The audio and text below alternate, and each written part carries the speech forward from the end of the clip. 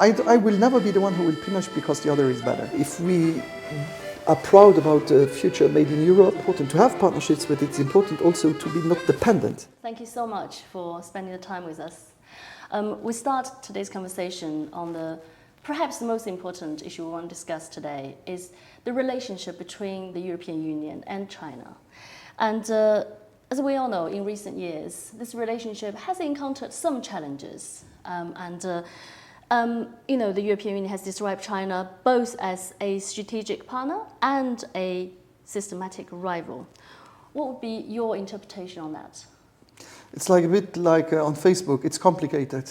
So sometimes it's easier, sometimes it's more complicated. I think I wouldn't say that everything is not possible to be together. We are partners, but also rivals. That's the fact. When you see the economy, we are partners in some topics, and then at the end of the day, we are also sometimes rivals. So it's not an antagonism to say that it's one and the other, and so that's the reason why we have to find a nice way where it's a win-win situation. The goal is not to have a lose-lose situation or a lose-win situation. It has to be a win-win situation for China and for Europe. In recent years, the concept of de-risking has increasingly appearing in the media coverage. In particular, you might have aware that, for example, the German Chancellor who just finished his state visit to China, and the whole idea of de-risking has been appearing again in a lot of particularly Western press, obviously. So what do you think is the underlying drives of this concept? And do you think it's more towards sort of industrial, about the resilience on the supply chain, or is it more ideological? In fact, if you are very honest and transparent, it's two things.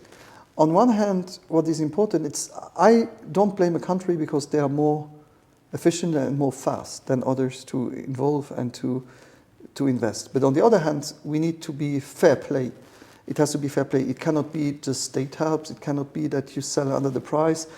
I'm a liberal, so I'm for a liberal market. But on the other hand, on liberal markets, you need to have also fair prices because and fair game. It has to be level playing field. You cannot say it's. I will never be the one who will punish because the other is better. That's not fair. But it's just that we have to have the same rules. That was what is important when we produce. I want to talk a little bit about the whole green energy and climate change thing, because it is also one of the topics that the European Union take it very seriously. And as a fact that I know that, for example, Luxembourg last year had the first country pavilion in the COP30 in Brazil to show the determination of the state trying to combat the climate change. And,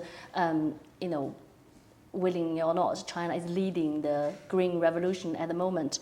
But with the new European Union's carbon border adjustment mechanism taking place from beginning of this year, the Chinese ministry thinks that there is a certain level of discriminatory treatment against China.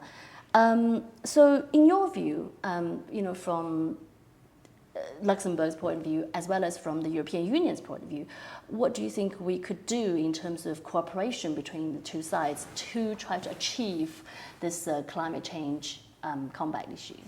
I remember just after the withdrawal of President Trump from the Paris Agreement, I was in Beijing, and I asked Xi Jinping, and Xi Jinping told me, no, we will stick to Paris Agreement. So it was a for all of us, because the impact of China is bigger than the impact of Luxembourg, to be very honest.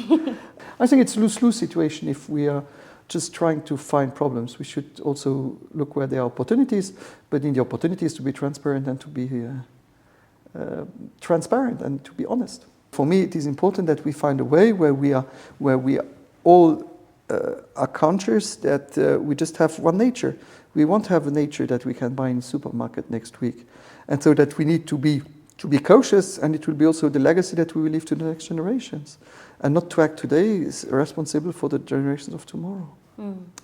I want to talk a little bit about the EU-US relations with the sort of very uncertain climate at the moment, with the Trump administration seems to be changing mind very frequently and causing a lot of political uncertainties.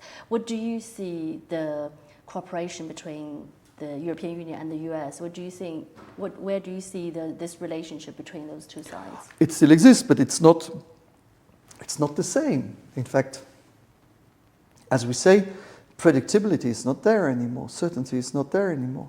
And in fact, unpredictability and uncertainty is the worst for investors. So it's not good. But it's not good for Europe, but it's not good for America neither. So it would be important to find, again, a cruise speed where we know that we build things in common. But the fact is, just when I see the tariffs, when I see the situations, that it is unpredictable. It is unpredictable. That's the reality. But on the other hand, it shows us that we should be also less dependent. We should be, to be very honest, we should be less dependent from the States, but also less dependent from China, less dependent from other countries. In fact, Europe should be also able to have partnerships, but also to know that if you are dependent of someone, if this cut, you have nothing. That's a perfect summary for my next question, which is about what you said about European independence, European autonomy. Do you think this trend has now become quite inevitable? And if so, where do you see this sort of Europe which is more independent? How do you think that would look like? And how do you think that version of Europe should further its relation with China? I told you, if the worst thing would be that we think that if we are proud about the future made in Europe, would be to be just alone. I think it's important to have partnerships, but it's important also to be not dependent. I just want to explain. So it's a difference to be dependent and to be working with someone. And to work with someone is what I would really, and to have partnerships, it's what I fully support. Also with China, a lot. But I don't think that to be dependent, so to base everything on someone else, is good today. The geopolitical situations are too full of tensions for the moment to be able to say, I will rely fully on someone else. So I just said it's not Europe alone, but why not Europe first with partners we can trust? But Europe first. What are your expectations as a politician in Europe, in the heart of Europe, to see how we can further deepening our mutual beneficial cooperation and expanding exchanges between China and Luxembourg? So it has to be a level playing field where we find common positions and common agreements. That's what I want, and to continue. I never give up the relations with China. I've been to China. I will go to China this year, to Shenzhen, at the end of the year. And but no one has to tell me what is good or not. I decide by myself. Yes, you are an old friend of China's. You've been to China many times, and not that long ago you led a trade delegation to China, I remember. What's your first-hand impression about China? It was a good impression. I had over 200 companies who joined. I had good contacts. The only bad things I remember was I went to the hairdresser in Shanghai, and I don't know how to say not too short, so my hairs were cut too short. When I had my break and I went there, I looked really, everything was shaved on both sides, but but everything was perfect. People were nice, we had good discussions, and the business people were very happy. That was my job, and I took my own risks to go to the hairdresser without knowing what they would do, but this was fun, and I still have a nice story to tell about Shanghai. But I love to be on the boat, and also in Beijing and in Hong Kong. Was good, was nice.